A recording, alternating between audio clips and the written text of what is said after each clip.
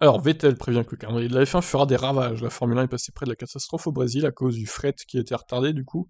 Donc après que le mauvais temps a retardé le transit du fret de Mexico au Brésil, les 10 équipes se sont retrouvées sans une grande partie de leur équipement pour se préparer pour Interlagos. Certaines équipes manquaient même de moteurs ou d'outillères, laissant leur programme méticuleusement planifié, complètement chamboulé, avec du travail à faire dans la nuit. La F1 est passée proche de devoir annuler la journée du vendredi. Ça aurait été rigolo. Aucun essai direct et quali sprint. Allez hop, ça aurait été magnifique ça.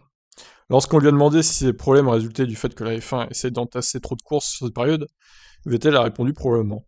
Je ne sais pas ce qui est arrivé au fret, donc ces choses peuvent arriver, que vous ayez une course ou deux autres à la suite, mais ce n'est pas idéal. Sûrement, les efforts qui sont déployés en ayant de plus en plus de courses et de moins en moins de temps, ça va faire des ravages. C'est difficile pour toutes les personnes impliquées.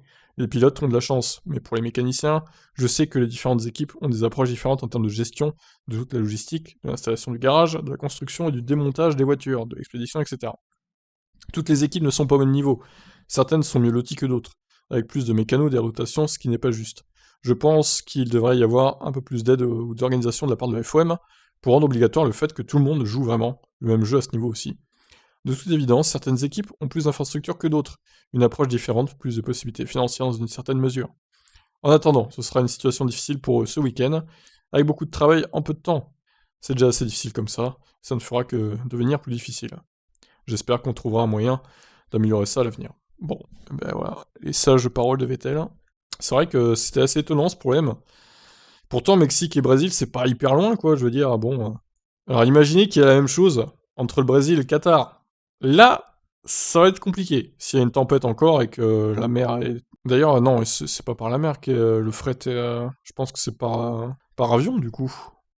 Je sais pas, j'en sais rien. En tout cas, le Qatar, entre le Qatar et le Brésil, c'est clair que ça sera par avion, il n'y aura pas le temps par l'eau. Hein.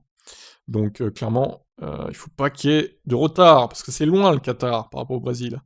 Donc voilà, je vous laisse réagir suite à ça. Ciao.